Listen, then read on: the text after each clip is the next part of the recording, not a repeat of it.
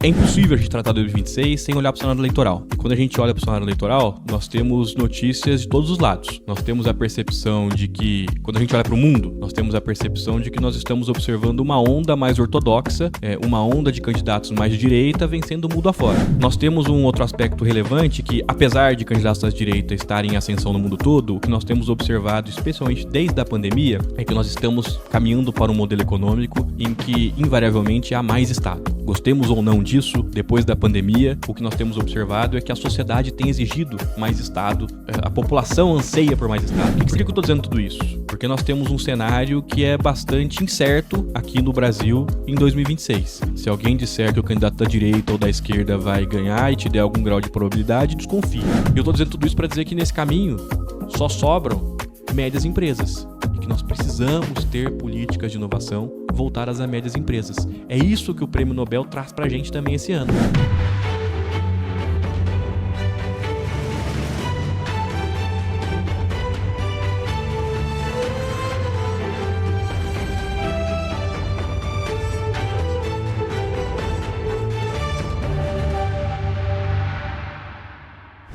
Bom dia, boa tarde, boa noite, não sei a hora que você está vendo, mas seja novamente muito bem-vindo a mais um Amêndoa de Prosa, 14º episódio, tô certo, Varlin? Certíssimo. 14º episódio, estamos fechando a temporada 2025, esse é o penúltimo episódio e hoje nós vamos falar um pouquinho das perspectivas já para o ano que vem. Esse é o episódio de novembro e nada melhor nesse momento, tá todo mundo fazendo seu orçamento, todo mundo querendo saber como planejar o 2026, então a gente trouxe aqui uma pessoa muito especial, um grande amigo meu, que nos meus tempos de presidente de FIENG Jovem me ajudou demais e que eu tenho um prazer enorme de estar recebendo na casa aqui, mas eu vou falar dele daqui a pouquinho. A gente apresenta o convidado daqui a pouquinho, porque antes eu tenho que apresentar o nosso parceiro do dia.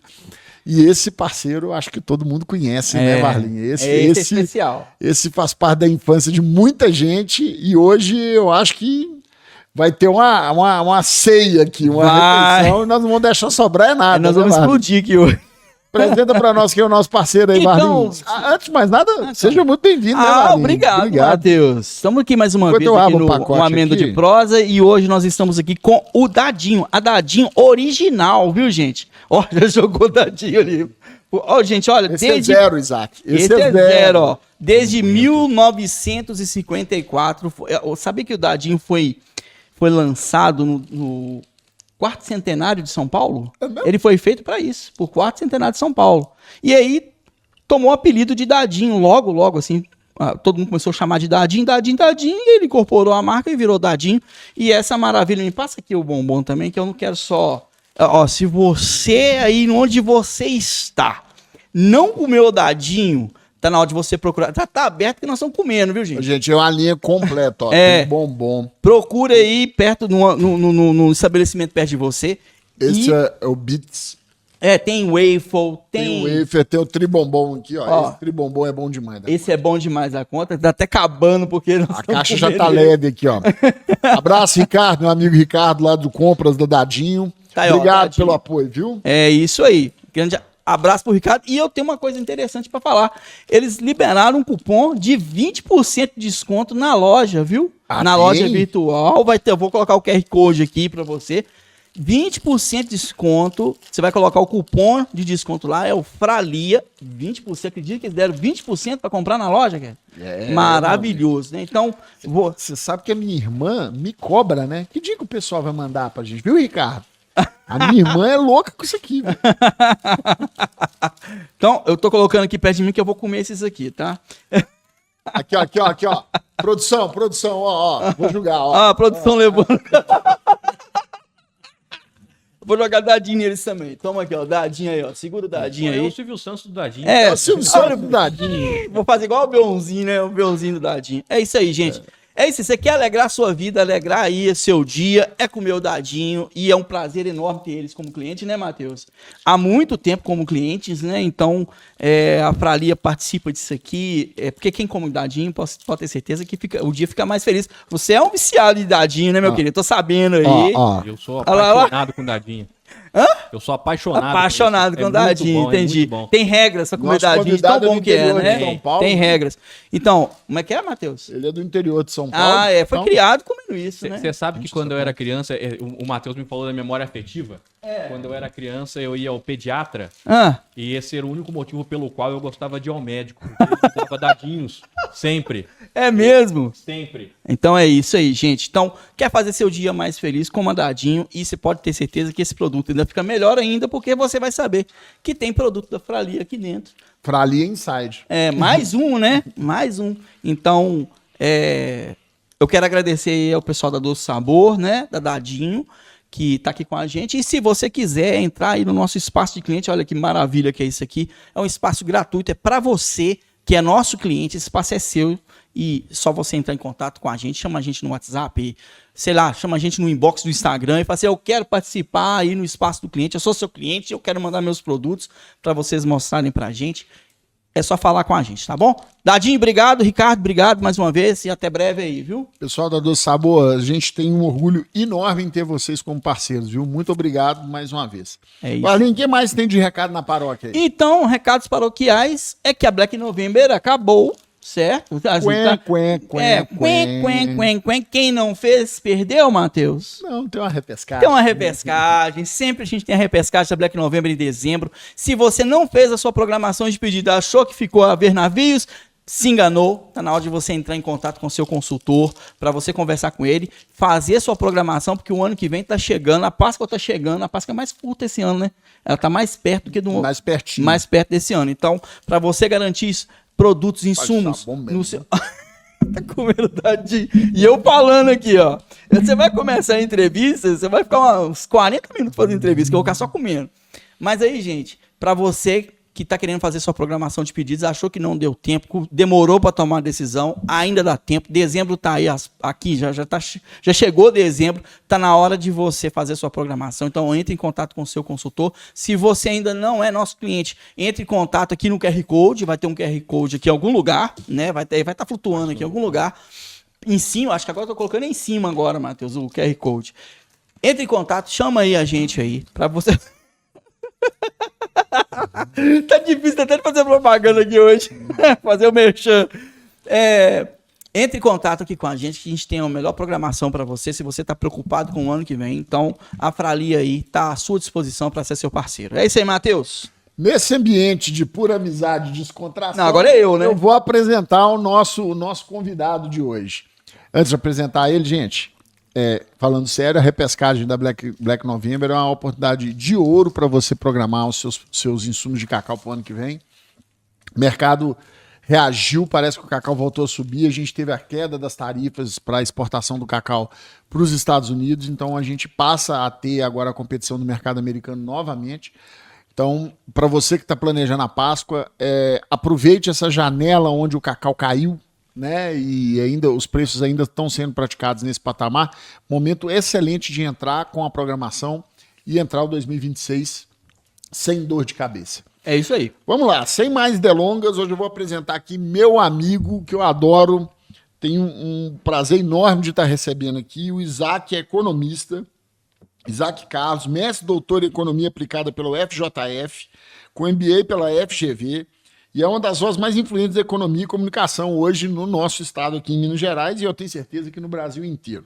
Autoridade. Atualmente é economista-chefe do Banco de Desenvolvimento de Minas Gerais, o BDMG, onde lidera análises econômicas, inteligências de mercado e projeções que orientam investimentos estratégicos e políticas públicas para o desenvolvimento do estado.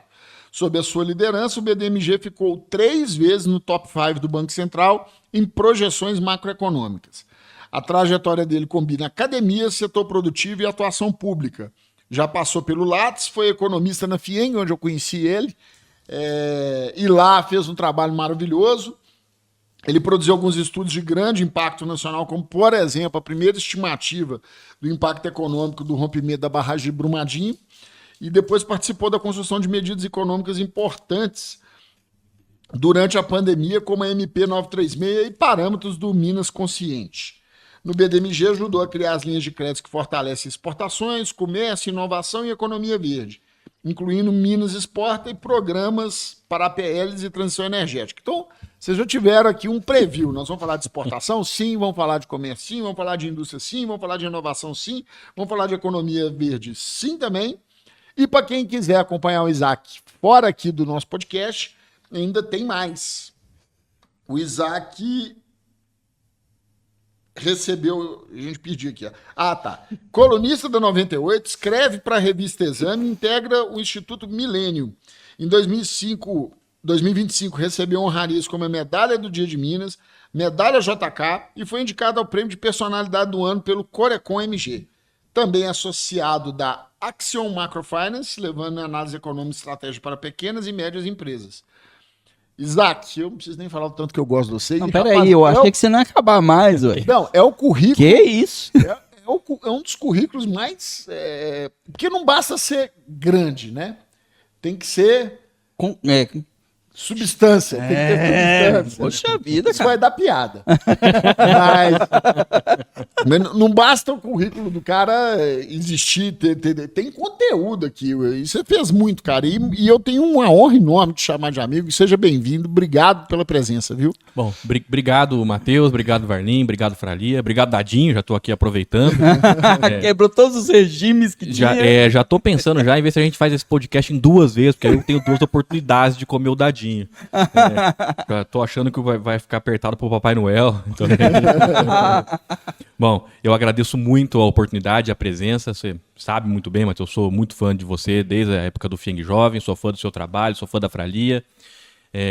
Agradeço pelas palavras, eu acho que foram até um tanto quanto exageradas, mas eu vou tentar aqui falar um pouquinho de economia, um pouquinho de economia descomplicada e tentar desmistificar, se é que é possível, esse cenário econômico para 2026 e o que nós teremos de desafio. Obrigado pela oportunidade novamente. Eu tenho certeza que tem um cara que vai saber fazer isso, é você. E pra gente começar, conta um pouquinho quem é você, pessoal, te conhecer. Bom, como você já disse, eu sou economista, fiz graduação em economia, mestrado em economia, doutorado em economia, especialização em economia. Eu sou um tarado, um fanático por economia de uma forma geral. E eu fui estudar economia por um motivo que eu acho que motiva. É a razão pela qual a maioria das pessoas vai estudar economia de uma forma geral. Eu queria entender por que algumas pessoas são ricas e outras pobres. Por que algumas regiões têm desenvolvimento econômico e outras são pobres. Eu queria entender por que na região centro-oeste nós temos agricultura e temos pouca indústria. Por que em São Paulo e Minas nós temos muita indústria e menos agricultura, menos agropecuária de uma forma geral. Essa heterogeneidade sempre me encantou e eu queria entender por que as coisas aconteciam assim? Por que o mundo funcionava da forma que ele funciona? E aí eu acabei indo estudar economia e fui estudar especialmente economia regional urbana. Eu sempre fui um apaixonado pelas cidades. A gente conversava um pouco aqui antes de iniciar a gravação e eu estava contando para vocês que eu gosto bastante das cidades, porque as cidades são onde as pessoas vivem e a cidade, na minha concepção, é a materialização do que nós temos de economia com a vida das pessoas, com o cotidiano. E aí eu fui estudar economia regional e urbana dentro da economia de uma forma geral. Foi por esse estudo, especificamente, pelo arcabouço e pela fundamentação teórica que esse estudo tem, que eu vim parar na FIENG em Belo Horizonte. Porque nós temos uma fundamentação muito importante em economia regional urbana, que são matrizes de insumo-produto. Matriz de insumo-produto é basicamente uma maquetezinha da economia. Você tem lá os setores, você tem as atividades econômicas, você tem as regiões, você mexe em alguns parâmetros e observa o que acontece disso. Como é que a economia reage, como é que o emprego reage, como é que o faturamento reage, como é que a indústria se comporta, como é que a agricultura se comporta. Diferentemente, você muda tarifa de importação, que é um caso agora, você muda a alíquota de imposto e vê como que a economia reage. Foi isso que eu fui estudar. E aí eu tive a sorte, neste caso, de ser prescindido do meu trabalho numa situação que para Minas Gerais era muito difícil. Eu já tinha trabalhado num trabalho técnico do rompimento da barragem de Mariana, quando eu estava na academia ainda. E quando nós tivemos o rompimento da barragem de Brumadinho, eu vim para Belo Horizonte, vim para Minas Gerais para contribuir com a FIENG, porque nós tínhamos um momento de total incerteza, né? Imagine só um estado chamado Minas Gerais, em que todas as licenças de operação de todas as minas foram suspensas. Um estado Minas Gerais, sem minas, não é Minas Gerais. Não é Minas Gerais. E foi nesse momento que a minha trajetória se encontrou com a da FIENG, e aí que eu pude aplicar no mundo corporativo aquilo que eu fui estudar, e o motivo pelo qual eu fui fazer economia se materializou na prática aqui. Que história, hein? Não, eu imagino o peso que foi liberar todas aquelas informações e dados que vocês estavam encontrando, porque a sociedade estava procurando uma resposta, mas também a gente precisava dar alternativa, né? Então eu acho que você teve um papel fundamental. E aí, aproveitando todo esse background que você falou, eu queria entender um pouquinho qual que é a sua visão do cenário econômico para 2026. O que você está vendo de Brasil, indústria, agro? Qual que é a sua perspectiva para esse ano de eleição, que é um ano sempre muito conturbado e complicado? Não tem como falar de 2026 sem falar de eleição, né? Uhum. E é importante que a gente diga que 2026 é um ano em que sobreviver exige estratégia. E sobreviver também exige atenção. É um ano muito difícil porque muitas coisas podem mudar. É impossível a gente tratar 2026 sem olhar para o cenário eleitoral. E quando a gente olha para o cenário eleitoral, nós temos notícias de todos os lados. Nós temos a percepção de que, quando a gente olha para o mundo, nós temos a percepção de que nós estamos observando uma onda mais ortodoxa, uma onda de candidatos mais de direita vencendo o mundo afora. A gente observa isso no Reino Unido, a gente observa movimentos mais fortalecidos, ainda que não tenham se materializado, na França, a gente observa esse movimento nos Estados Unidos, a gente observa esses movimentos nos nossos pares na América Latina, Uruguai, Argentina, Chile, Equador, Itália Colômbia. também teve, né? Itália também tivemos um movimento bastante forte da direita, o que também faz com que os ventos sejam aparentemente mais auspiciosos para os candidatos à direita aqui. Isso é bastante importante porque vai definir que know-how nós teremos, ou que background nós teremos no aspecto econômico. Nós temos um outro aspecto relevante que, apesar de candidatos à direita estarem em ascensão no mundo todo, o que nós temos observado, especialmente desde a pandemia, é que nós estamos caminhando para um modelo econômico em que, invariavelmente, há mais Estado. Gostemos ou não disso, depois da pandemia, o que nós temos observado é que a sociedade tem exigido mais Estado, a população anseia por mais Estado. O que significa isso? Depois da pandemia, nós temos observado pedidos da sociedade por mais saúde e saúde de qualidade, por mais mobilidade urbana, mobilidade de qualidade. Nós temos observado pedidos para trabalho remoto, nós temos pedidos por mais assistencialismo, por seguro-desemprego, por outras medidas de garantia do emprego, da renda. De uma forma geral, os estados têm sido mais exigidos em todo o mundo depois da pandemia. E o legado de um estado mais forte e maior significa, invariavelmente, mais impostos, mais carga tributária e, consequentemente, mais dificuldade de se fazer política econômica à direita, política econômica liberal, política econômica sem Estado. Por que eu estou dizendo tudo isso? Porque nós temos um cenário que é bastante incerto aqui no Brasil em 2026. Se alguém disser que o candidato da direita ou da esquerda vai ganhar e te der algum grau de probabilidade, desconfie. Nós temos um cenário que está bastante volátil nesse momento. O que nós podemos enxergar quando a gente olha para o cenário político e daí a gente deriva o cenário econômico? Nós temos uma tendência. Quando a gente olha para a última eleição, nós observamos que o candidato do governo, o PT e o presidente Lula, eles tiveram bastante votos historicamente no Nordeste. Significa que historicamente eles tiveram alguma coisa em torno de 72%, 75% de todos os votos válidos no Nordeste. A notícia boa é que nós temos observado, boa para a oposição, que nós temos observado uma redução desse percentual de votos no Nordeste. Na eleição que foi contra Haddad e Bolsonaro, esse número de votos foi cerca de 70% no Nordeste para o PT contra 30% do incumbente. Você poderia argumentar e dizer assim, não, mas isso aconteceu porque não era o Lula, era o Haddad que era candidato. Na última eleição, quando a gente vai olhar para os votos no Nordeste, nós temos um dado de que 68% dos votos válidos foram para o candidato do PT e o restante foi para o candidato da oposição. O que significa que nós já observamos uma tendência de longo prazo para a redução desses votos desses candidatos no Nordeste. Isso é importante quando a gente está falando de disputa e, em alguma medida, sobre a incerteza do cenário econômico e do cenário político no próximo ano. Muito dessa percepção, aí a avaliação de cientistas políticos, é que grande parte dessa perda de votos está associada à percepção de que o que leva aos votos são benefícios sociais, e esses benefícios sociais já estão cristalizados, eles não correm mais riscos. Veja só, nós passamos por uma eleição, por um período com o Temer, passamos por a eleição do presidente Bolsonaro e nós não observamos nenhuma mexida nesses benefícios sociais. Ao contrário, eles foram robustecidos. Isso gera uma percepção na população de que, olha só, nós estamos garantidos aqui e vamos olhar para outros aspectos, para outras coisas, e não necessariamente isso vai ser o definidor do voto na região Nordeste e nas regiões que têm mais benefício de uma forma geral. Então nós temos um cenário em que lá no Nordeste nós observamos uma redução de votos válidos proporcionalmente para o governo, para o PT e para a esquerda de uma forma geral. Mas nós temos um outro cenário, a gente sempre pensa o seguinte, quem decide a eleição é o Nordeste, porque lá eles têm um percentual muito elevado. Mas quando a gente olha para o peso do colégio eleitoral, na verdade não é assim, porque o Nordeste tem mais ou menos 1/3 de todo o colégio eleitoral do Brasil.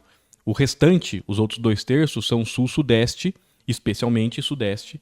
E quando a gente olha para Sul-Sudeste e olha para São Paulo especialmente, São Paulo sozinho é 1/3 do nosso colégio eleitoral, nós temos uma dificuldade de traçar um cenário com maior clareza.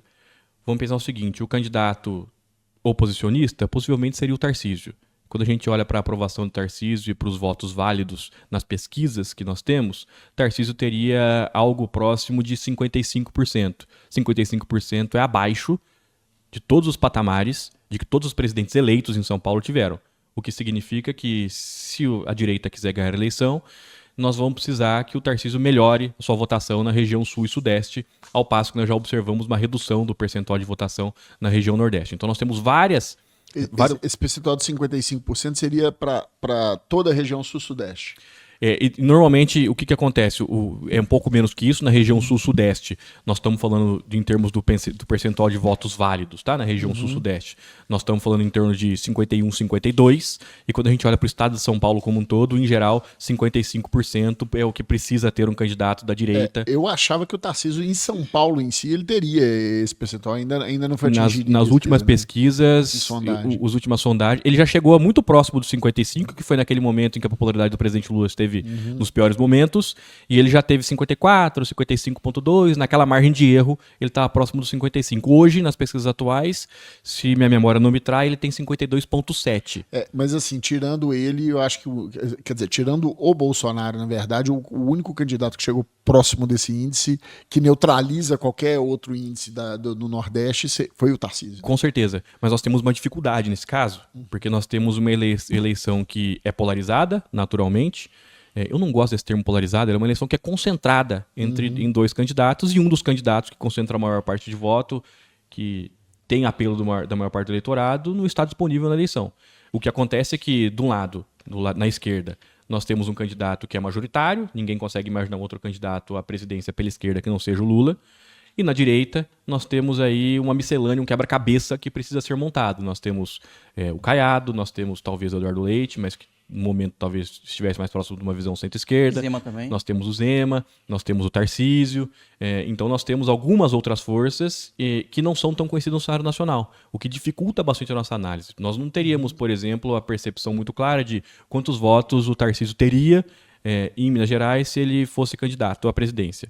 Inversamente, nós não temos muito como medir ainda quantos votos o Zema teria em São Paulo e no restante do Brasil se ele for candidato, como tudo indica que será, porque ele é um candidato que tem pouco conhecimento do público geral, assim como o Zema aqui também, o Tarcísio em São Paulo, o Caiado, o Ratinho, e etc. Então nós temos um cenário que é difícil, está nebuloso nesse caso ainda. Nós podemos trabalhar com as variáveis preliminares, e as variáveis preliminares indicam um cenário bastante incerto na política econômica. Isso está precificado no mercado também. Quando a gente olha para ativos em bolsa, ativos arriscados e montagem de posições, nós temos quase que um 50-50. Ninguém tomou partido ainda na eleição porque é um cenário bastante incerto. O PT está com a caneta na mão e a comunicação dele nem se compara aos outros. Você acha que está faltando comunicação do outro lado, na direita? Eu acho que a gente tá faltando, na verdade, vocalizar, né? Nós não sabemos quem é o candidato da direita. Então é difícil que a gente primeiro falar quem é, né? Tem uma comunicação assertiva para que a gente consiga direcionar o eleitor da direita para esse candidato. Então, esse cenário ainda incerto, essa indefinição na direita, prejudica um pouco a avaliação dos cenários. Acaba demorando, né, para tomar um posicionamento, né? Porque a direita também tem algumas vertentes, né? Bastante. É muito provável que a gente vá para um cenário eleitoral em que a direita tenha vários candidatos. Tem a Zema, tem a Ratinho, tem a Tarcísio, alguns deles, pelo menos, nesse cenário. Nesse caso não seria tão bom. De certa forma não é, talvez, de todo ruim, porque a gente vai ter um embate muito mais ferrenho do outro lado com apenas um candidato, né? Sim. Mas enfim, por esse ponto de vista, sim. Mas isso é importante, e é extremamente importante para que a gente consiga delinear o cenário econômico, porque nós estamos falando aqui quase que de um ponto de inflexão. Uma coisa é a política econômica de um governo PT, de um governo de esquerda, e uma outra coisa seria uma política econômica de um governo de direita, de um governo com viés mais liberal, de um governo como Zema, nós conhecemos bem como isso é feito em Minas, de um governo como Tarcísio, nós estamos observando o que está acontecendo em São Paulo, de um governo como Ratinho, nós também conhecemos bem. O fato é que nós temos posições que são antagônicas no aspecto econômico, e isso é muito relevante para definir que cenário nós teremos de 26 adiante. Em 26, especialmente, e a probabilidade do acirramento do cenário político e do cenário eleitoral de uma forma geral, nos faz crer que nós teremos um cenário em que o governo gasta muito com a máquina, como o Varlinha aqui disse, para tentar se reeleger, e o gasto público elevado em ano de eleição, num governo que já não tem capacidade fiscal, tende a gerar efeitos econômicos bastante adversos sobre as outras variáveis macroeconômicas. Inflação, câmbio, juros e assim sucessivamente. É o ponto que eu ia chegar. Eu acho que assim, está muito claro que existem duas propostas, né? Uma proposta está representada em vários candidatos e a outra proposta está personificada. Mas a grande questão é o seguinte, existem já indicadores econômicos muito claros e flagrantes para a teoria econômica de que a coisa não está indo bem. Você acha que, sob essa perspectiva mais pragmática, um governo de esquerda dobraria a aposta em cima desse gasto descontrolado que nós estamos tendo? Que pergunta difícil. Vamos lá. O que acontece? A gente sempre, nos últimos anos, a gente sempre dá um voto de confiança para a esquerda, vamos chamar assim, e a gente sempre erra. Né? A gente, a sociedade brasileira, a gente, o empresariado, a gente, a população. Todo mundo disse na última eleição, não, o Lula não vai gastar, ele vai ser fiscalista, ele vai ser responsável fiscalmente, porque ele foi assim no primeiro mandato. Errou. Na primeira reeleição dele, as pessoas disseram, não, ele vai ser fiscalmente responsável, porque no primeiro mandato dele ele foi. Errou. Todo mundo disse da Dilma, não, agora a Dilma vai ser fiscalmente responsável, não tem jeito. Errou. De modo que é difícil afirmar que um próximo governo do presidente Lula ou da esquerda seria um governo mais comprometido com a responsabilidade fiscal. É muito difícil afirmar esse tipo de coisa. E o mais engraçado é que no primeiro governo dele a aposta era que ele seria gastador e ele foi fiscalmente. A questão é ser do contra mesmo. Exatamente, né? É quase um herege, né? Eu acho que isso tem muito a ver com as expectativas. E por que eu estou trazendo esse assunto à baila e por que eu acho que isso é importante? Nós estamos numa situação fiscal do Brasil em que a situação fiscal é muito preocupante. Nós precisaremos resolver o fiscal. Resta saber se nós vamos resolver o fiscal de boa vontade ou se nós vamos resolver a situação fiscal na marra, na crise. O Brasil é um país meio maníaco-depressivo, né? A gente gosta de caminhar à beira do precipício. A gente só faz reforma quando não tem mais jeito. Quando nós estamos, em última instância, à beira da crise. Em geral, sempre foi assim. Foi assim com a reforma da Previdência, foi assim com as reformas estruturantes do governo do presidente Temer, foram assim também com as reformas estruturantes do governo Fernando Henrique, foi assim com a inflação, foi assim com a abertura comercial no governo Collor. Historicamente, a gente faz assim. A gente posterga as decisões e as mudanças até a última instância, e aí nós tomamos as decisões que são mais assertivas para que a água não vá para o ralo em definitivo. Esse momento está chegando. Nós, permanecendo nas condições de temperatura e pressão, nós temos um encontro marcado com a crise fiscal. A questão é saber se nós resolveremos a crise fiscal antes dela chegar ou se nós esperaremos ela bater a porta. E aí, na minha avaliação, isso tem muito a ver com que governo nós escolheremos também em 2026. A minha avaliação é que se nós tivermos um governo como é o governo do PT, como é o governo do Lula em 2026, nós dobraremos a aposta. E a gente tem que pensar, eu não gosto muito de falar de política, não gosto muito de falar de eleição porque não é minha expertise, eu sou economista. Mas seria ingenuidade da minha parte tratar da economia sem olhar para a política e sem olhar para o cenário eleitoral. E nós temos que pensar que em 2026, nós, ganhando um governo do PT, nós teremos um cenário que é mais desafiador. Nós não teremos um quinto mandato do presidente Lula, uma questão, imagino eu, que de avanço da idade, uma questão de saúde, uma questão de desgaste da imagem naturalmente, e a esquerda não tem nenhum nome. Se eles provocarem uma crise econômica, eles vão perder o poder e vão ter muita dificuldade de retomar nesse cenário econômico. Então, o que é mais provável? Que um governo do PT, que sempre foi contra ajuste fiscal de uma forma geral, faça ajuste fiscal e possa estar comprometido na próxima eleição? Ou é mais provável que eles dobrem a aposta, incentivem o crescimento econômico via aumento de gasto público, via endividamento e ver se eles conseguem eleger de novo alguém em 2030, como fizeram com a Dilma mais ou menos, né, na eleição de 2010, desculpa. Imagino que esse seja o cenário. Em contrapartida, se a direita assumir e tiver um mínimo de juízo, e imagino que tenha, ninguém quer queimar o seu mandato logo no primeiro ano, um ajuste fiscal será feito. E esse ajuste fiscal é determinante para saber que economia nós teremos no Brasil nos próximos anos. Nós estamos num cenário de contas públicas muito delicado. Muito delicado. E eu acho que o pior das contas públicas, efetivamente, não são os números. Eu escuto com frequência as pessoas dizerem assim: poxa, Isaac, mas você está falando de uma dívida pública, de uma dívida em relação ao PIB que está na casa dos 80%. A gente olha para o Japão tem 150%. A gente olha para a Alemanha tem 110%. A gente olha para os Estados Unidos, eles têm 180%. A questão é a credibilidade que nós temos. E nesse caso, a credibilidade que nós não temos em relação à dívida pública e à fiscalização de uma forma geral. Nós somos muito lenientes com o gasto público e credibilidade é uma coisa difícil de ser reconquistada. E o Brasil não tem tido bom repertório com o cenário fiscal e com a sua credibilidade, o que dificulta muito o nosso trabalho aqui, em alguma medida. E aí você trouxe exatamente esse comentário em cima de Alemanha, em cima de Japão, e o que a gente vê no atual momento é que, assim, de novo, né, parece que o cavalo está passando arriado na nossa frente mais uma vez. Assim, o Brasil tem um papel fundamental na transição energética, não só em relação à energia limpa que já existe no país, mas também em relação a minerais críticos agora. Tem todo um potencial absurdo no agro. Como é que você vê o Brasil inserido nessas cadeias globais, as cadeias de valor? E diante dessa oportunidade, a gente está patinando no fiscal interno, né? Esse é um ponto interessantíssimo, né? Como já cantou o Belchior, Deus é brasileiro e anda do meu lado, né? Falta a gente fazer a nossa parte. Nós temos uma janela de oportunidades que é imensa quando a gente olha para o cenário global, para o cenário internacional de uma forma geral. O mundo está discutindo, basicamente, transição energética, está discutindo, basicamente, produção de alimentos e commodities, está descobrindo na marra que o processo de desglobalização é quase impossível. E nesse cenário o Brasil está muito bem colocado. Nós somos o celeiro do mundo há muito tempo. Somos o maior produtor de commodities do mundo há muito tempo. E nós estamos falando de soja, estamos falando de carne bovina, estamos falando grande relevância no mercado de cacau. E aí, assim, você acabou de colocar um contexto super interessante, né? Das grandes commodities mundiais, o Brasil ele lidera ou está no ranking, no top 3 ou top 5 no máximo de todas, exceto cacau. Nós estamos em 7º. Então, para mim, esse país também está predestinado a estar entre os grandes produtores de cacau, porque não tem outro caminho, né? Nós somos celeiro do mundo. Vamos falar de Janaúba agora ou deixa para depois? Depois vai.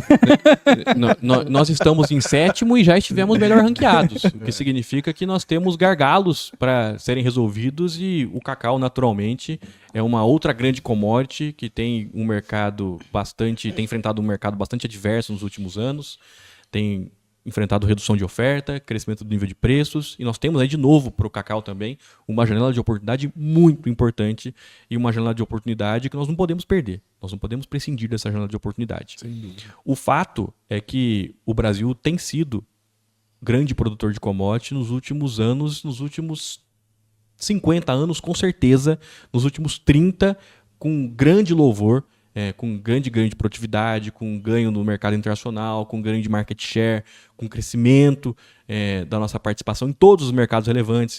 A gente pensa em commodities, a gente fala assim, não, a gente exporta minério de ferro e soja para a China. Não é isso. A gente exporta café para o mundo inteiro. 75% da produção de café do Brasil está em Minas Gerais. 25% da produção de café do mundo é produzido em Minas Gerais.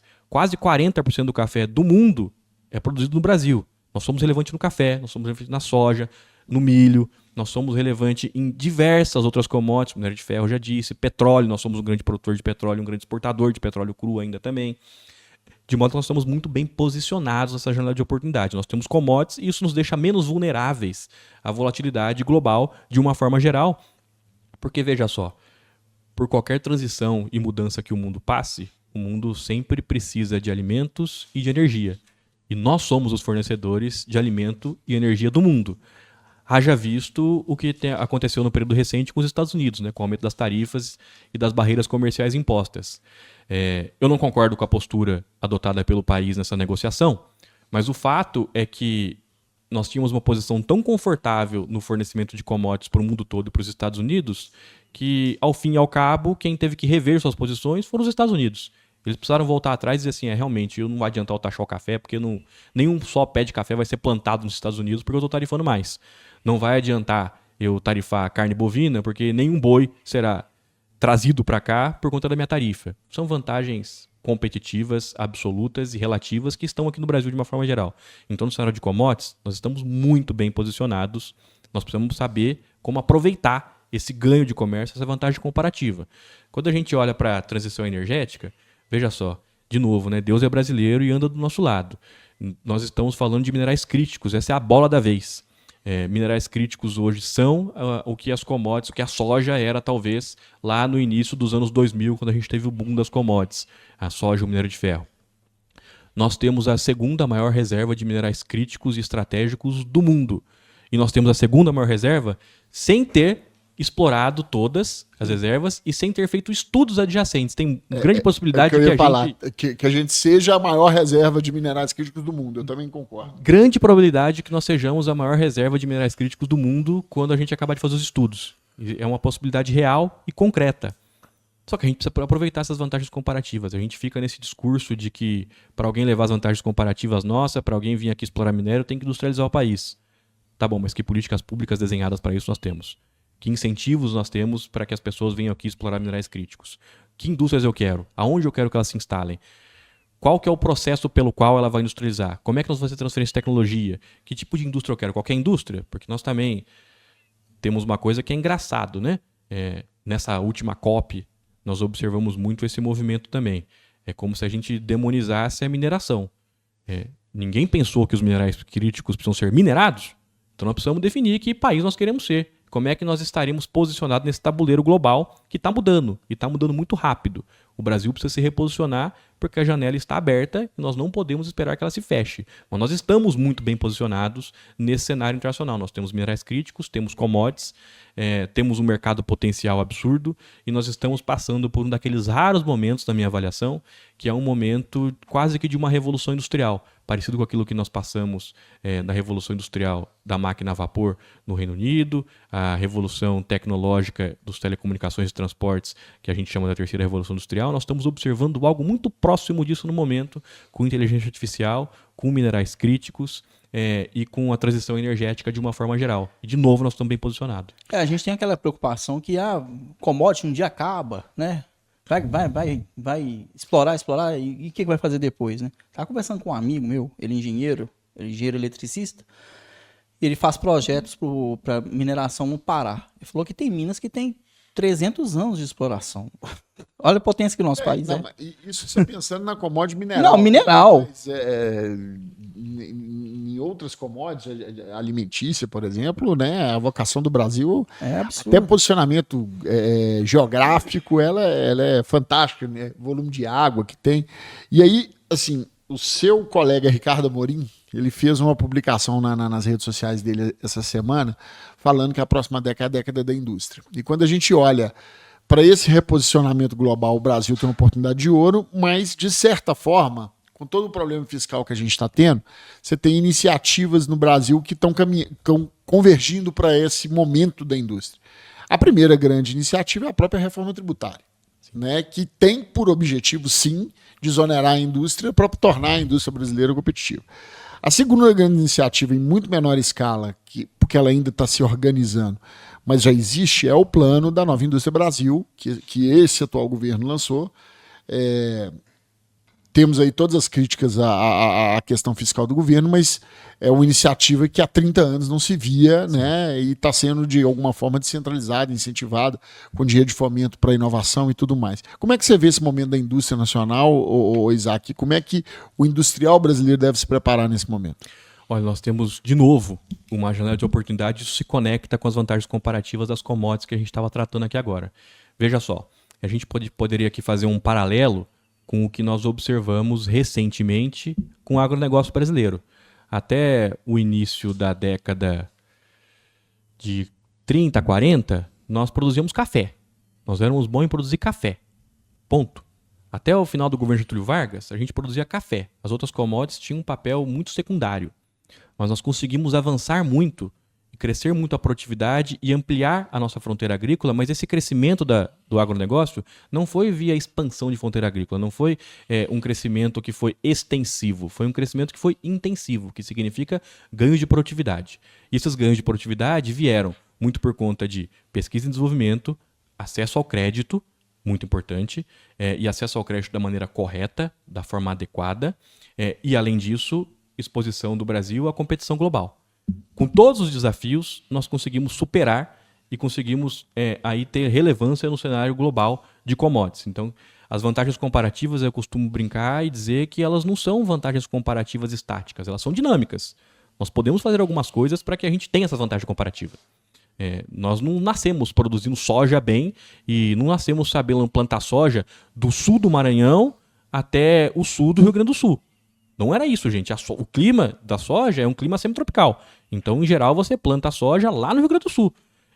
O fato de conseguirmos plantar soja até no sul do Maranhão tem a ver com melhoramento genético, tem a ver com pesquisa e desenvolvimento, tem a ver com inovação e tem a ver também com a nossa capacidade de dar crédito para que isso possa ser efetivado. Por que eu estou dizendo isso? Porque eu acho importante que a gente faça um paralelo aqui com a atividade industrial de uma forma geral. Nós temos aqui uma janela de oportunidade que é muito importante, porque nós estamos passando por uma revolução tecnológica, nós estamos falando aqui da inteligência artificial, nós estamos passando por uma revolução também em termos de matriz energética, com uma matriz energética mais verde, mais limpa, mais sustentável, e no Brasil nós estamos bem posicionados porque nós temos energia sobrando. Nós tivemos recentemente uma portaria da ANEEL regulando energia solar fotovoltaica, especialmente a geração distribuída, porque o nosso problema é o contrário. Nós temos muita energia colocada no sistema que nos leva a risco de apagão. Quase o contrário de todos os países do mundo. Todos os países têm uma meta de ter quase 60% na sua matriz energética de energias renováveis. Nós já temos 80%. Então, nós já estamos muito à frente. Na verdade, a notícia é um pouco ruim, porque já foi 90%. Né? Tem menos espaço. Diminuiu, né? E isso tem a ver com o fato de estarmos sujando um pouco a matriz. Sujamos a matriz. Porque nós não colocamos bateria no sistema e deixamos de construir hidrelétrica, então a gente acaba sujando a matriz, porque você acaba precisando de termoelétrica para resolver esse problema e sustentar a demanda dos horários de pico de uma forma geral. Mas o fato é que nós temos no Brasil energia barata, energia sobrando, energia renovável. Nós temos mão de obra, se não é qualificada, nós ainda temos mão de obra disponível. Comparativamente, nós não estamos no descenso da nossa pirâmide etária como está o Japão, como está a área do euro. Nós temos mão de obra ainda. Nós ainda estamos começando aquele período de inflexão do envelhecimento populacional. Então, mão de obra disponível nós ainda temos. Nós estamos passando por um momento de transição tecnológica que é poupadora de mão de obra. O que falta para o Brasil? Falta conectar todos esses pontos. Nós temos alguns desafios como o juros altos. Mas aí eu posso dizer aqui, principalmente enquanto economista de banco, eu posso dizer que o que falta para o empresário não é dinheiro, não é crédito e que o custo do crédito não é o proibitivo. Em geral, nós temos dificuldade com garantia e com bons projetos. E nós precisamos, de uma forma geral, para que a indústria tenha um momento melhor, nós precisamos das melhores tecnologias. Isso significa abrir um pouco o mercado, ainda que de forma gradual, ainda que de forma estudada. Não é acabar com todas as barreiras de importações para tudo ao mesmo tempo. Mas nós precisamos expor a indústria nacional a um nível maior de competição. Isso é relevante para quê? Para que o chinês venha vender produto aqui e matar a nossa indústria? Não. É importante para que eu possa comprar a melhor máquina. É importante para que eu possa ter a melhor tecnologia. É importante para que eu possa estar na fronteira, para que a nossa indústria consiga competir com a indústria do restante do mundo. Imagine só que a indústria chinesa, por exemplo, consegue comprar todas as máquinas e equipamentos que vêm da Holanda com a melhor qualidade ou que vêm da Alemanha com a melhor qualidade, e nós temos que pagar 2 ou 3 vezes mais por máquinas que são nacionais, às vezes com um custo muito maior e que não entregam o mesmo resultado. Nós temos um outro setor aqui no Brasil que às vezes é muito custoso para a gente nesse caso, e a gente não conseguiu resolver esse problema, dadas todas as distorções que nós temos no aspecto tributário, no aspecto de regulação econômica, no aspecto de eficiência de infraestrutura. Mas nós temos, por exemplo, um aço que é 30% mais caro do que todo o aço do restante do mundo. E aí eu costumo brincar e dizer que aço é igual praga. Aço está em tudo. Se você tem 30%, você já parte de um produto que é 30% mais caro, como é que você vai ser competitivo? E é porque a indústria de aço no Brasil, eles são malvados? Eles querem ganhar muito dinheiro? Não, não é por isso. É porque nós temos deficiência de infraestrutura, nós temos gargalos de competitividade, nós não temos as melhores máquinas e equipamentos. Nós precisamos resolver o problema e o nosso problema passa, em alguma medida, por mais competitividade, além de mais competitividade significar estar aberto e integrado às cadeias globais de valor. Isso é sempre dolorido para o empresário de um modo geral, porque sempre que a gente fala em abertura, isso causa um pouco de medo, né? De quem é que vai vender aqui, com quem que eu vou competir, especialmente num país em que tem uma carga tributária desigual como nós temos, que tem dificuldade de infraestrutura como nós temos. Mas eu avalio que nós já superamos parte desses desafios, como você colocou no início aqui, a reforma tributária está a caminho, nós estamos paulatinamente resolvendo problemas de infraestrutura, ainda que muito aquém da velocidade desejada, mas nós estamos caminhando. Acho que falta a última perna agora, que é a inserção da indústria brasileira às cadeias globais de valor. Bacana. E aí ficou muito claro assim, para você mudar o patamar de competitividade da indústria nacional, você não vai fazer isso fazendo a mesma coisa que você faz hoje. Então a gente vai precisar de muita inovação. Como é que você vê o cenário de inovação para a indústria brasileira? O que tem... vocês como banco, eu sei que tem um papel fundamental no incentivo a crédito. Como é que você está vendo esse momento, Isaac? O momento de inovação, a gente vive um momento que, na minha avaliação, é bastante peculiar da inovação no Brasil. Nós temos recursos, nós temos mão de obra, nós temos pessoas pesquisando, fazendo inovação, mas nós temos uma dificuldade enorme em conectar os recursos às pessoas corretas e as inovações assertivas a quem realmente precisa delas. E esse é um problema que, na minha avaliação, é um problema institucional. Nós temos muita dificuldade de trazer a inovação que está lá na academia, fazer isso virar uma inovação incremental ou disruptiva na ponta. Quase todos os problemas da sociedade brasileira, em alguma medida, já foram estudados, estão sendo estudados, ou a gente conhece uma solução, pelo menos parcial, na universidade. Fato. Mas nós temos muitas barreiras para trazer essas soluções do mundo acadêmico para a vida corporativa, para o dia a dia das pessoas, para fazer isso virar inovação na ponta. E esse é um problema que é institucional. Nós temos muitas amarras institucionais. Você quase não consegue, é muito moroso e muito custoso você fazer qualquer tipo de parceria entre universidade e privado, entre público e privado. Isso desincentiva, e aí a gente acaba desperdiçando e jogando muito desse dinheiro no ralo. Você incentiva a pesquisa, você dá bolsa para a universidade, você dá bolsa para o pesquisador, você coloca o melhor que existe do professor doutor pesquisando, fazendo intercâmbio no mundo inteiro, tendo acesso à melhor tecnologia, mas você não consegue conectar essa inovação que está lá na universidade com a inovação da indústria, daquele que precisa de uma forma geral. E aí, esse azeitamento da engrenagem é um azeitamento que é institucional. Eu não tenho o que fazer além do institucional. A inovação está lá, gente. A gente precisa conseguir buscar essa inovação. E como é que a gente busca inovação? Perceba, a gente criou o marco da inovação, que pouca gente conhece. Existe um marco da inovação no país. E algumas universidades ainda são resistentes, por exemplo, a receberem investimento privado, né? A gente tem um aspecto cultural que é muito difícil no Brasil, né? A gente criou um dogma, um mito de que na universidade a gente precisa ter apenas o livre pensar e que quando você tem um financiamento que é privado, o seu livre pensar está contaminado. Se você recebeu o dinheiro da Fralia para fazer uma pesquisa, você está fazendo uma pesquisa que é direcionada. Não tem problema fazer uma pesquisa direcionada, gente. Você não está sendo coibido de fazer a sua pesquisa e buscar a sua melhor solução. Você só está buscando um propósito para aquela solução que você está encontrando. Você só está procurando um propósito para aquilo que você está estudando. No mundo ideal, esse é o papel da universidade. Esse é o papel da academia. Você coloca o que a gente tem de melhor em termos de mão de obra, de capital humano, para estudar problemas da sociedade, para estudar problemas reais, para que a gente traga esses problemas reais para a realidade. Quando a gente vai olhar a formação das universidades, lá na Grécia Antiga, a gente observa que era isso que acontecia. Você mandava as pessoas para a universidade para estudar com os grandes filósofos, com os grandes pensadores, com os grandes cientistas, para que eles bebessem desse conhecimento e trouxessem para a aplicação prática no dia a dia. Quando a gente olha para a Revolução Industrial, para os burgos, para a formação da sociedade burguesa de uma forma geral, foi a mesma coisa. Eles foram aprender lá com os homens de ofício, como é que se fazia aquilo, e transformaram aqui, deram escala para aquilo, robustez para aquilo, e aquilo virou um problema da sociedade, e daí você deu o capitalismo. É a mesma coisa. Nós temos um problema hoje de buscar a inovação lá na universidade e fazer essa inovação virar aplicação na indústria, no comércio, nos serviços, no agronegócio. O único lugar que nós conseguimos superar essa barreira no Brasil, de uma forma geral, nós temos dois exemplos muito claros aqui, que são clássicos no Brasil. O primeiro é a Embrapa, no agronegócio, e o segundo é a Embraer, lá na aviação civil. E a Embraer surgiu porque surgiu o ITA. Como é que um país igual o Brasil tem dificuldade de produzir aço a preços competitivos e consegue produzir minério de ferro, soja e avião?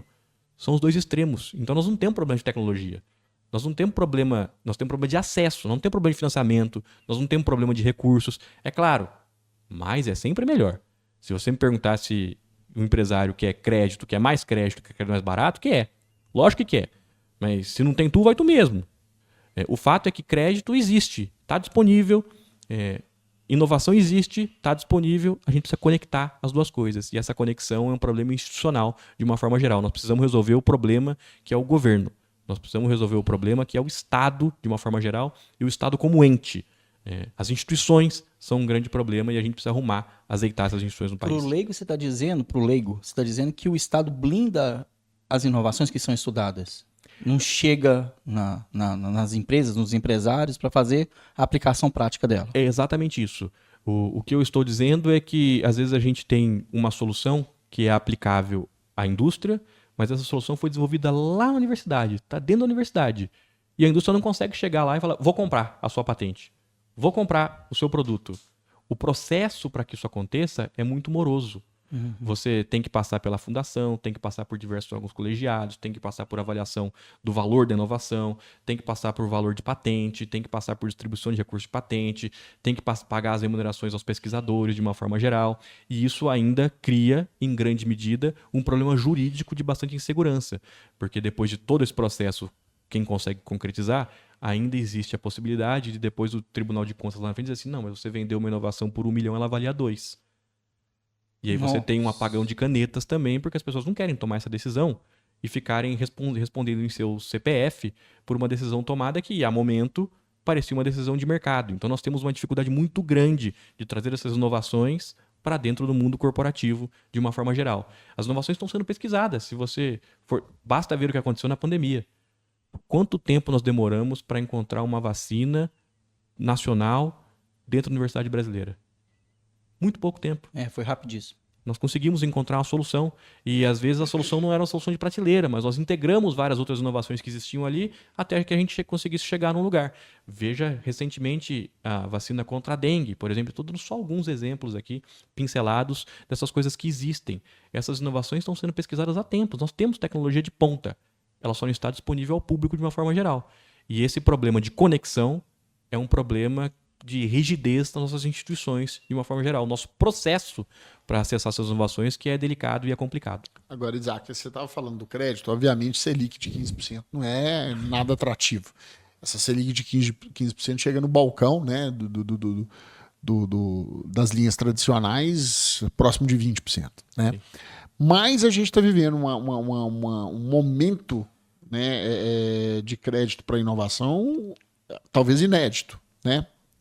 E aí, se por um lado a gente tem registro de descentralização de valores históricos, digamos assim, por outro a gente ainda escuta o industrial reclamando muito que esse dinheiro não chega.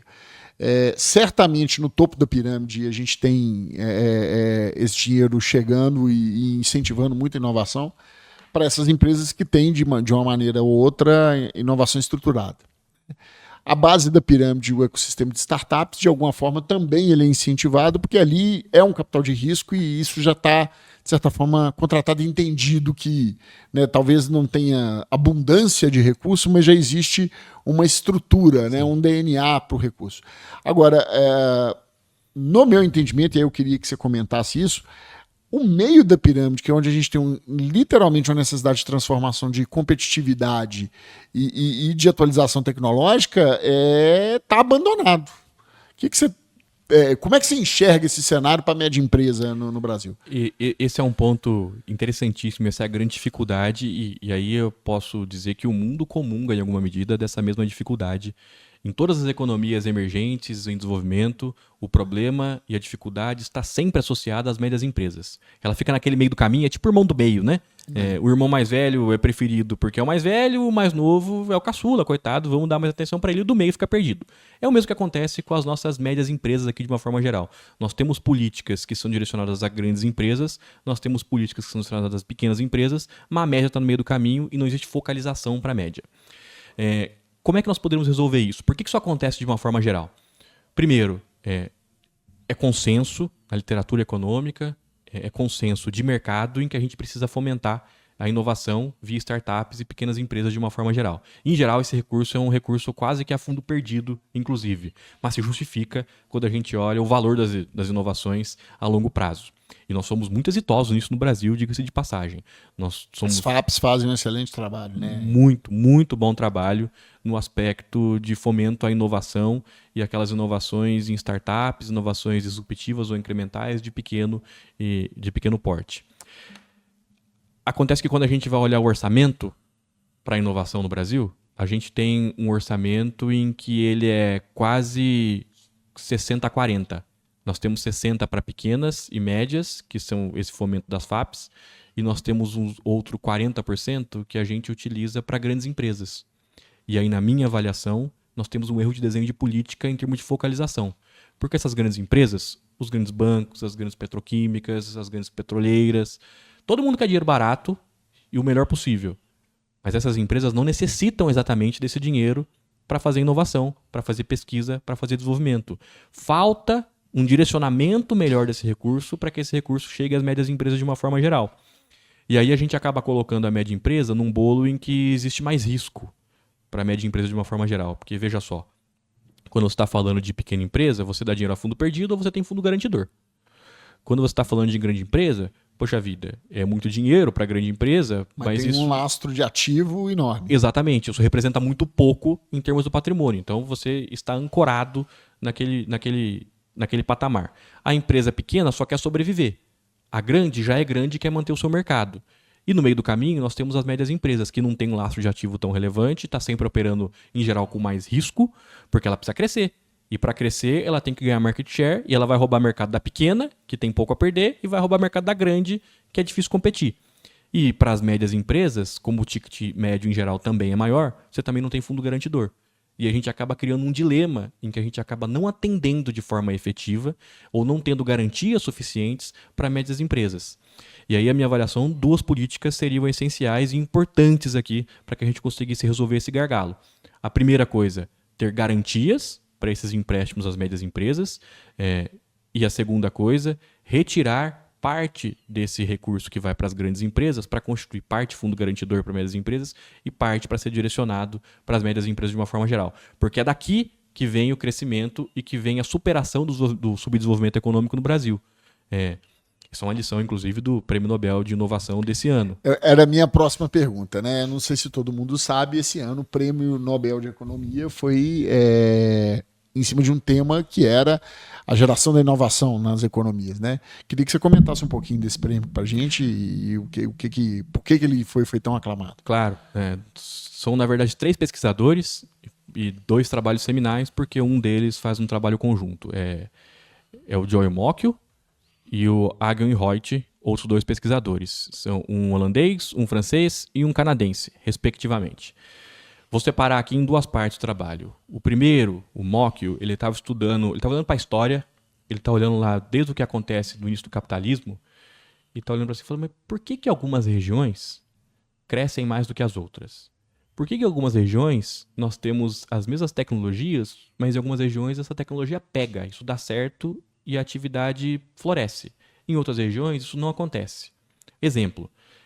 Ele olha, por exemplo, para um período até mais ou menos 1700, olha e diz assim, nós tivemos o surgimento do arado, da prensa, nós tivemos novas técnicas de agricultura, nós tivemos rotações agropecuárias e nós não tivemos grande crescimento econômico.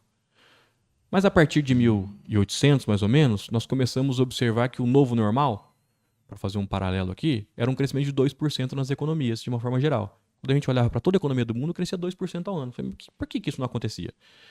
Antes as economias cresciam 0,5%, 0,2%, 0,7% ao ano, e agora estão crescendo 2%. O que mudou de lá para cá? Não foi a tecnologia, de uma forma geral. Aí ele vai dar um zoom em alguns países e vai perceber que o que acontece é que algumas sociedades estavam mais abertas à inovação, de uma forma geral, estavam mais abertas a substituir os processos, e principalmente quando a gente está olhando lá para os primórdios da Revolução Industrial, ele vai perceber que o que existia era uma mecanização e a gente acabava com os homens práticos. O que significa isso? Que você antes da primeira Revolução Industrial, quando você ia comprar um sapato, você vai aprender a fazer sapato. Você vai com um sapateiro, que são aqueles homens de ofício, você senta lá para fazer um sapatinho e entende para ele como é que você faz o sapatinho. Meu pai foi sapateiro. E naquela época já existia alguma padronização. Uhum. Mas lá no começo da Revolução Industrial, o sapateiro que você comprava na esquina de baixo era diferente da esquina de cima. Você não tinha o 37, 38, 39, 40, não tinha formalização. Então você não tinha padrão nas inovações e padrão de utilização dessas inovações. E essa foi a primeira e grande descoberta do MOC. Que olha só, para que a inovação dê certo e floresça, para que isso gere resultados para a economia, a primeira coisa que a gente precisa é padronizar o processo de inovação. O processo inovativo precisa ter um padrão, um lastro, para que as pessoas consigam replicar isso. E aí, a segunda descoberta, entre as instituições. Que instituições que ajudem a perpetuar a inovação e a garantir que elas funcionem também são bastante importantes. A gente junta isso com os dois trabalhos do Agenhoit. Os trabalhos do Agenhoit, eles estão olhando para outra coisa, eles estão olhando para o processo de inovação, de uma forma geral, e estão tentando identificar o que existe no processo de inovação que faz algumas inovações darem certas e outras não. A diferença dos dois trabalhos aqui, do Mockhill para o Agenhoit, é que o primeiro está olhando para a sociedade e o segundo está olhando para a inovação em si, para o produto. O que eles têm de diferença ali? O que eles observam, Agenhoit? Eles estão olhando para a inovação e estão dizendo o seguinte: olha só, a inovação que dá certo é aquela inovação igual o Mockhill diz, que eu consigo padronizar, e é especialmente a inovação em que a gente consegue implementar numa sociedade que está aberta e que ela consegue substituir processos antigos por processos novos, e que eu consigo, a partir disso, obter ganhos sociais dessa inovação. E ele diz uma outra coisa interessante, que é, nesse caso, em alguns aspectos específicos, pode ser que faça sentido dar subsídio do Estado à inovação. Porque pode ser que o ganho social da inovação seja um ganho social maior, seja maior do que o ganho privado de fazer inovação. O que isso quer dizer? Vou dar aqui um exemplo prático, e a gente vivenciou muito isso na pandemia. Nós passamos por um longo período de tempo em que todo mundo estava à procura de uma vacina. Tá? Vamos imaginar o seguinte, vamos imaginar que nós não tivéssemos subsídio do Estado para a vacina. O que aconteceria? Nós teríamos, para alguém que inventasse a vacina, ganhos acima do normal. Super normal a gente chama na economia. Que significa o quê? Imagina que o Matheus inventou a vacina.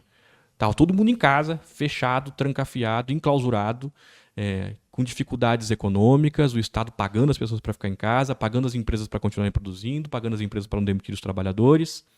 Nesse cenário, o Matheus descobre a vacina. O Matheus vai ter benefício próprio nesse caso, porque ele vai ficar imune à doença. Os filhos dele vão ficar imune à doença, a família vai ficar imune à doença, ele pode voltar ao trabalhar, ele pode dar isso para os funcionários, todos os funcionários voltam, o nível de produtividade muda, e ele tem um benefício disso. Agora, se ele divulga essa vacina, o Estado provavelmente vai dizer, isso aqui tem um benefício social importante, vai tomar a vacina e vai dar a vacina para todos os demais. Legal, socialmente é muito bacana, mas como é que o esforço do Matheus de pesquisa e desenvolvimento e de conhecimento daquela tecnologia seria recompensado? Ele não seria. O benefício social seria bom, o benefício privado não. Em face desse trade-off, desse dilema, o normal é que o Matheus decidisse não pesquisar a vacina. Porque ele sabe que ele não vai obter benefício próprio.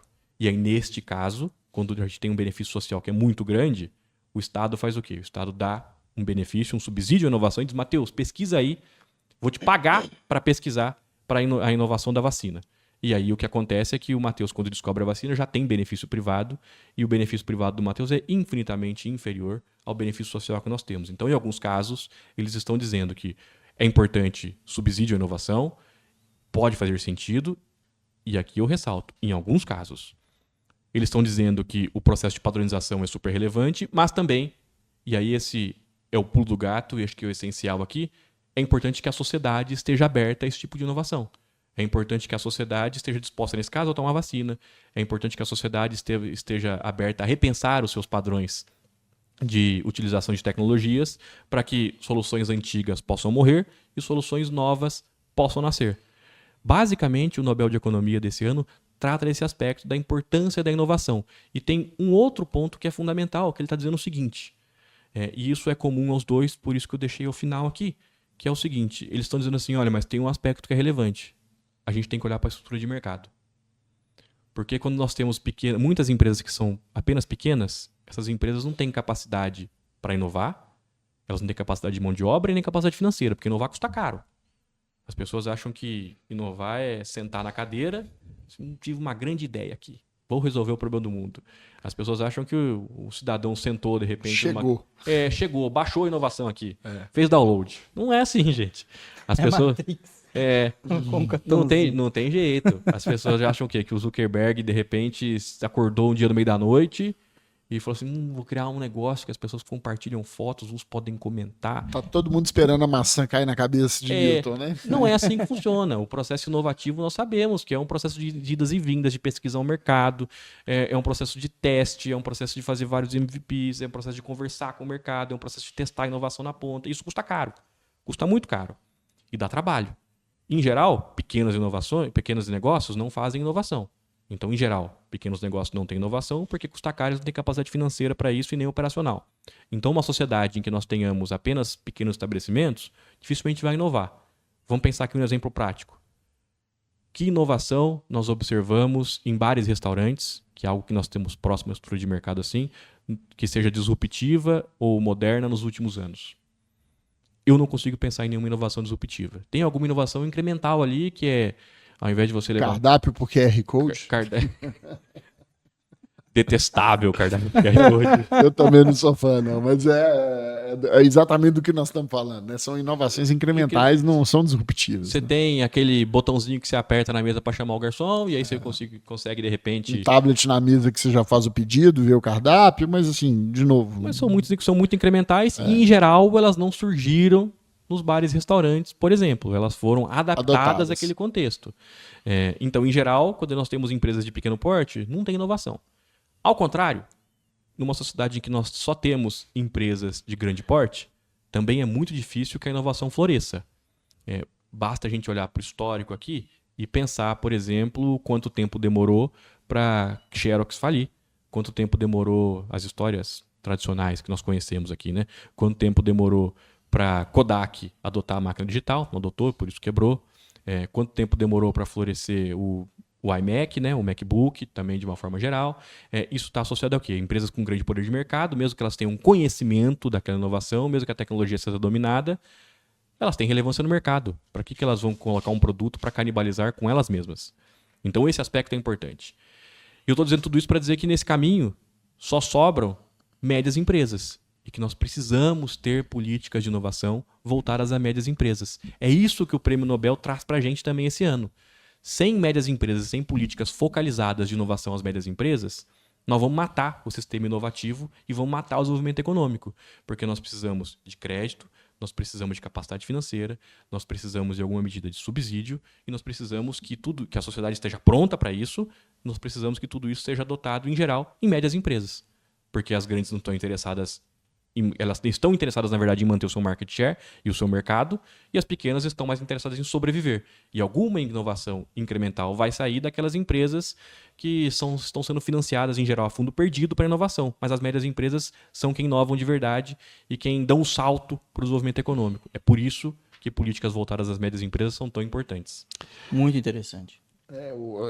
Esse estudo, eu, além de CEO aqui da Fralia, sou também presidente do Conselho de Tecnologia e Inovação lá na FIENG. E eu milito nessa pauta ferrenhamente, ferozmente, porque eu acho que tem um equívoco absurdo hoje acontecendo no nosso país, que enquanto não enxergarem o papel que a média empresa tem, né, nesse desenvolvimento, eu acho que você descreveu muito bem, e o Prêmio Nobel também, né? Não à toa foi reconhecido mundialmente pelo principal prêmio que existe.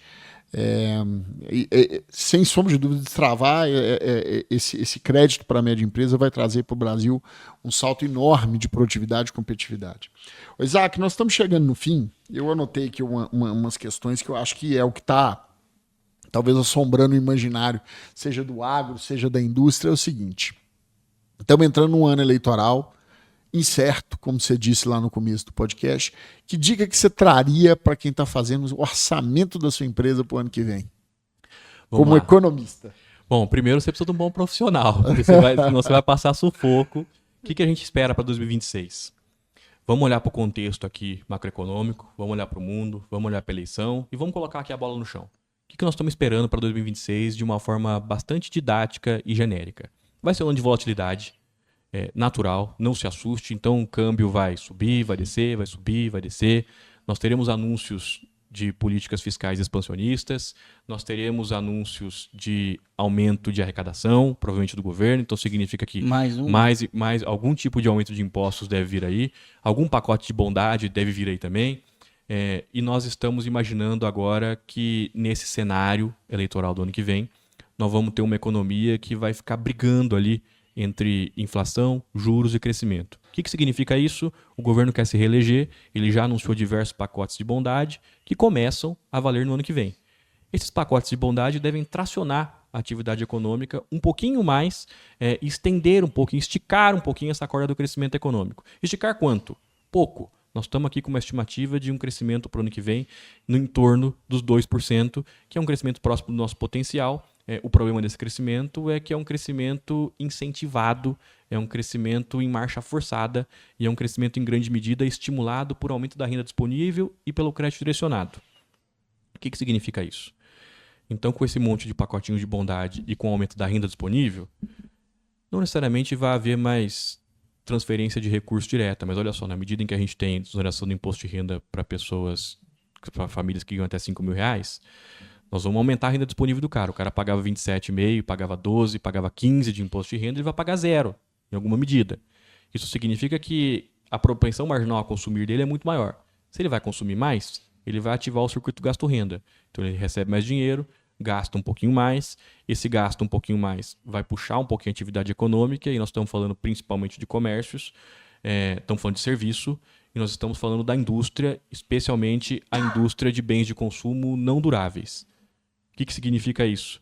Nós estamos falando da indústria de alimentos, nós estamos falando da indústria de bebidas, nós estamos falando de toda a indústria que está associada a eletroeletrônicos, de uma forma geral, porque é só a gente pensar, o cara ganha um pouquinho mais, ele faz o quê? Ele troca o celular, ele troca a geladeira, dependendo do valor ele faz uma reforminha na casa, faz uma obrinha no banheiro, faz aquele puxadinho, faz um churrasco a mais, às vezes ele troca de carro, então aquecimento no mercado de carros usados, isso deve tracionar um pouquinho a economia, para além do que deveria ser com uma taxa de juros proibitiva.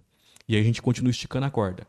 O que acontece para o ano que vem é que nós sabemos que existe um efeito defasado da política monetária e do consumo sobre a inflação. O que significa isso?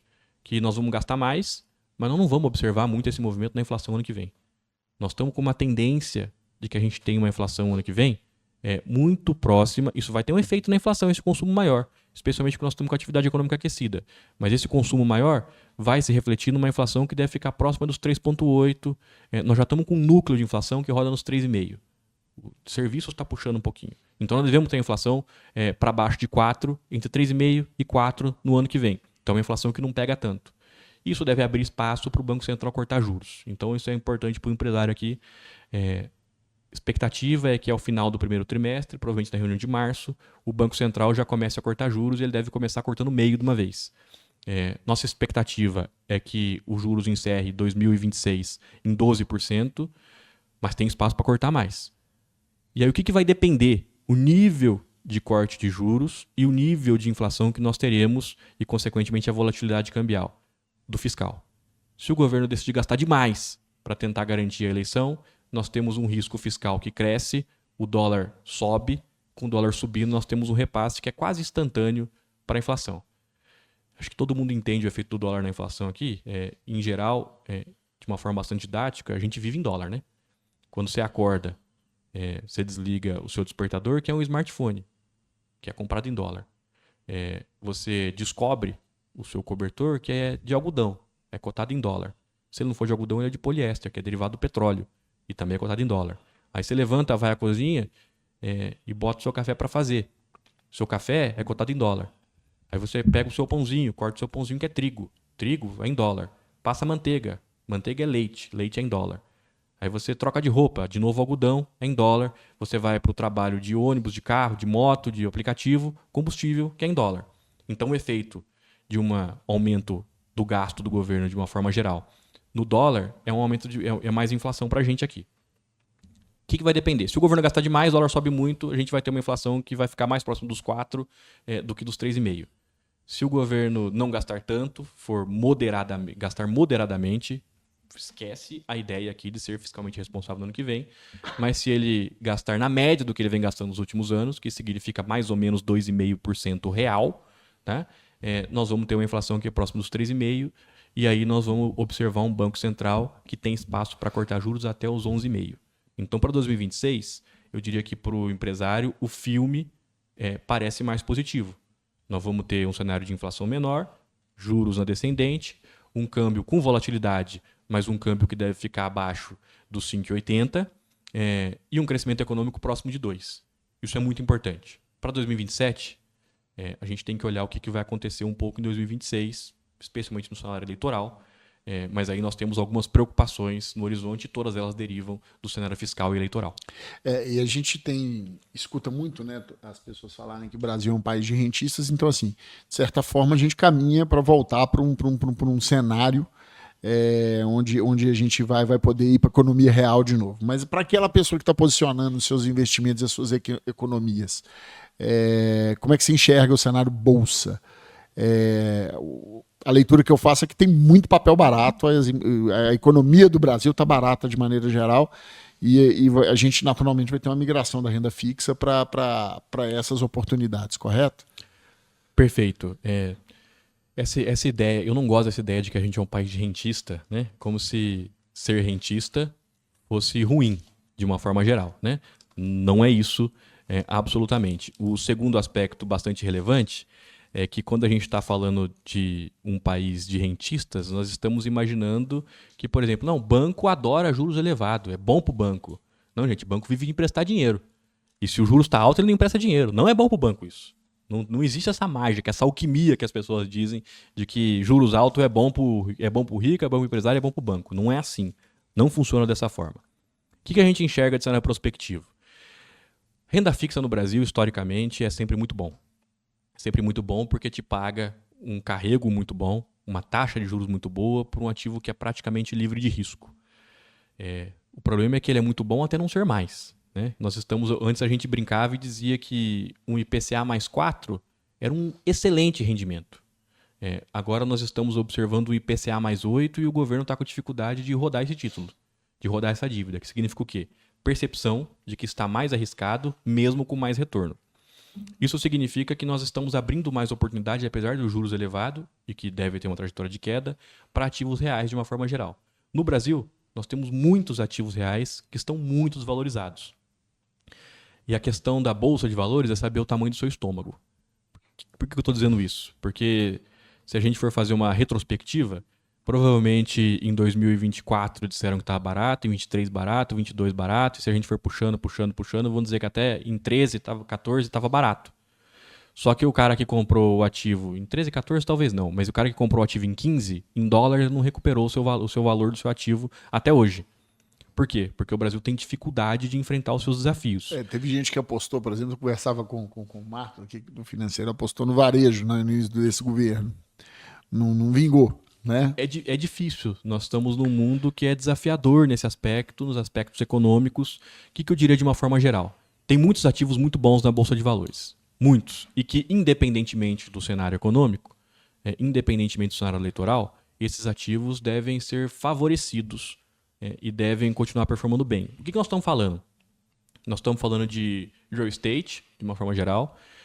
Nós estamos falando aqui de fornecimento de energia elétrica, conversamos ao longo desse podcast. Nós estamos falando do agro, também conversamos aqui ao longo desse podcast. Nós estamos falando de construção civil, nós também falamos disso. Nós estamos falando, em alguma medida, de alguns segmentos da indústria, especialmente aqueles mais intensivos em tecnologia. Nós estamos falando da indústria da construção pesada, e estamos falando de máquinas e equipamentos. Esses segmentos, pode ganhar Lula, pode ganhar Bolsonaro, pode trazer a Dilma de volta. Esses segmentos vão performar bem, porque eles estão acoplados. Indústria extrativa também é bastante importante. E esses segmentos performarão bem porque eles estão acoplados ao cenário internacional. E o cenário internacional é benigno nesse momento para esses setores.